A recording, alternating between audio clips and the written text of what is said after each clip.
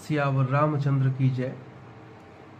अब हम लोग कवितावली का पाठ कर रहे थे। तो कवितावली के पाठ में वनगमन प्रसंग, अयोध्या कांड में वनगमन प्रसंग को देखते हैं। जल को गए लखन है लरिका, परिखौपिय छाह घरिक है ठाढ़े, पोछ पसेऊ बयारी करो, और उपाय पखारी हों भूभुरी डाढ़े। तुलसी रघुबीर प्रियाश्रम जानी के, बैठी विलंब लो कंटक काढ़े, जानकी नाह को नेहु लख्यो, पुलको तनु बारी विलोचन बाढ़े। श्री जानकी जी कहती हैं, प्रियतम लक्ष्मण जी तो बालक हैं, वे जल लाने गए हैं, तो कहीं छाह में एक घड़ी खड़े होकर उनकी प्रतीक्षा कीजिए। मैं आपके पसीने पोंछकर हवा करूंगी और गर्म बालू से जले हुए चरणों को धोऊंगी। प्रिया की थकावट को जानकर श्री रामचंद्र जी ने बैठकर बड़ी देर तक उनके पैरों के कांटे निकाले।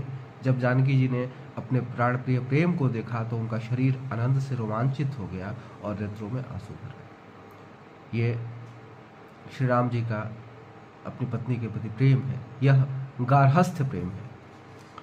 आगे, ठाढ़े हैं नवद्रुम डार गहें, धनुकांधे धरे करसाय कुलय, बिकटी भ्रिकुटी बड़री अखियां, अनमोल कपोलन की छवि है, तुलसी असमूरति आनु हिए, जड डारु धो प्राण निछावरी के।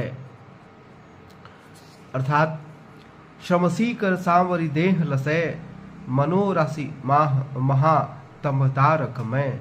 यानी किसी नवीन वृक्ष की डाल को पकड़े हुए श्री रामचंद्र जी खड़े हैं, कंधे पर धनुष धारण किए हुए हैं और हाथ में बाण लिए हुए हैं। उनकी भ्रिकुट टेढ़ी है, आंखें बड़ी बड़ी हैं और कपोलों की शोभा अनमोल है। पसीने की बूंदों से सांवला शरीर ऐसे सुशोभित हो रहा है मानो तारों से युक्त महान तमोराशि हो। गोसाई जी कहते हैं, रे जड़ ऐसी मूर्ति को प्राण निछावर करके भी हृदय में बसा।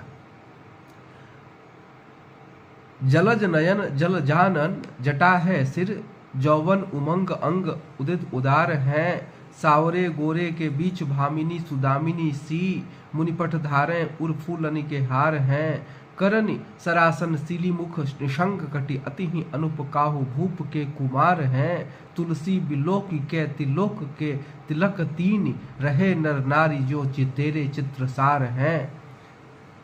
मार्ग के जो भी नर नारी हैं वे राम जी, सीता जी और लक्ष्मण जी को देखकर आपस में बातें कर रहे हैं कि इनके नेत्र कमल के समान हैं, मुख भी कमल के ही सदृश है, इनके सिर पर जटाएं हैं और प्रशस्त अंगों में यौवन की उमंग झलक रही है। सांवले और गोरे के मध्य में विद्युत के समान आभा वाली